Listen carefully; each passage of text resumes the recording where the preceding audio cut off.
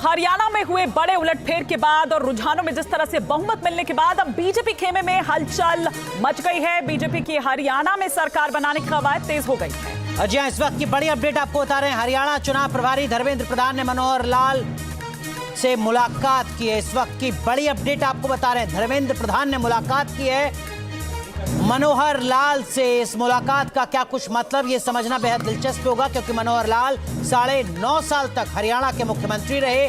उसके बाद उन्होंने इस्तीफा दिया। नायब सिंह सैनी ने हरियाणा की जिम्मेदारी संभाली। मनोहर लाल केंद्रीय राजनीति में आए, लोकसभा का चुनाव लड़ा, केंद्रीय मंत्री बने। लेकिन अब धर्मेंद्र प्रधान की मनोहर लाल से मुलाकात का मतलब क्या होने जा रहा है, ये अब से थोड़ी देर में साफ होगा। लेकिन इस वक्त की बड़ी अपडेट आपको बता रहे हैं, हमारे सहयोगी विकास चंद्रा हमारे साथ जुड़ रहे हैं, जो लगातार बीजेपी को कवर कर रहे हैं। विकास जी, इस मुलाकात का मतलब क्या है? धर्मेंद्र प्रधान की मुलाकात अगर मनोहर लाल से हो रही है, नायब सिंह सैनी से नहीं, तो इसका मतलब क्या है?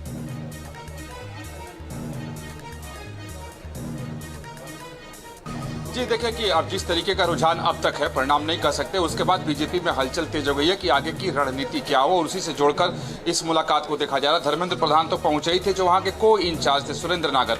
अभी तुरंत जानकारी आई है कि वो भी मनोहर लाल खट्टर के घर पहुंचे हैं और वो मुलाकात उनकी चल रही है। तो इस मुलाकात का सीधा सा एक ही अर्थ जो मैं समझ पा रहा हूँ कि आगे की रणनीति क्या हो, क्योंकि देखिए बीजेपी में अभी कोई जश्न का माहौल नहीं है, बिल्कुल न ढोल बजा है न लड्डू बटे हैं। बीजेपी इंतजार अंतिम तक कर रही है, क्योंकि बीजेपी का ये मानना है कि अगर कहीं कुछ तब्दीली हुई तो फिर आगे चल के हमारी रणनीति क्या होगी। क्योंकि बीजेपी की जो रणनीति होती है उसका एक महत्वपूर्ण हिस्सा है कि आगे की परिस्थिति के लिए पहले ही तैयारी करो। तो मुझे लगता है कि आगे की परिस्थिति की पहले ही तैयारी बीजेपी में शुरू हो गई है। एक तरफ हेडक्वार्टर में महासचिव बैठे हुए हैं, दूसरी तरफ नड्डा अपने तमाम रणनीतिकारों के साथ बैठकर मॉनिटर कर रहे हैं, तीसरी तरफ मनोहर लाल खट्टर जो वहाँ के पूर्व मुख्यमंत्री हैं। बेशक चुनाव प्रचार अभियान में वो मैदान में नहीं उतरे, उनकी तस्वीर नहीं लगाई गई, लेकिन ऐसा नहीं है कि हरियाणा की राजनीति से उनको बिल्कुल बाहर करके देखा जाए, क्योंकि 9.5 साल का अनुभव है। तो बिना उनके मार्गदर्शन के वो आगे बढ़ेंगे नहीं। तो यही वजह है कि आगे की रणनीति को लेकर के ये मुलाकात हो रही है, और इस मुलाकात के दरमियान समीक्षा भी होगी और फिर इंतजार रहेगा कि इस मुलाकात के बाद क्या कुछ इंतजार रहेगा कि क्या कुछ निकलकर सामने आता है इस बैठक के का क्या मायने, जो मेरे सहयोगी अनुराग यहाँ पर पूछ रहे थे। लेकिन प्रदीप भंडारी बीजेपी के स्पोक्स पर्सन इस वक्त हमारे साथ जुड़ चुके हैं।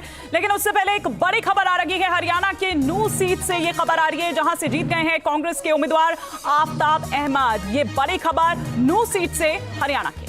तो इस वक्त की बड़ी अपडेट, हमारे साथ एक खास पैनल जुड़ रहा है। भारतीय जनता पार्टी के प्रवक्ता प्रदीप भंडारी हमारे साथ हैं, कांग्रेस पार्टी की प्रवक्ता सुहासिनी यादव हमारे साथ जुड़ चुके हैं, मोहित राज दुबे रोहतक से हमारे सहयोगी हैं, और शहनवाज हमारे सहयोगी जम्मू से हमारे साथ जुड़ रहे हैं। लेकिन प्रदीप भंडारी, सबसे पहले आपसे, हरियाणा में बीजेपी के नेता भी आश्वस्त नहीं थे इस टैली को लेकर। क्या बड़े फैक्टर्स आपको लगता है जिनका असर हुआ?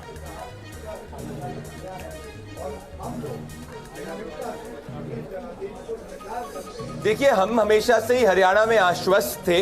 छत्तीसगढ़ चुनाव 2023 में हमें, अगर आपको याद होगा, कि सभी एग्जिट पोल्स जो है वो कांग्रेस पार्टी की सरकार बना रहे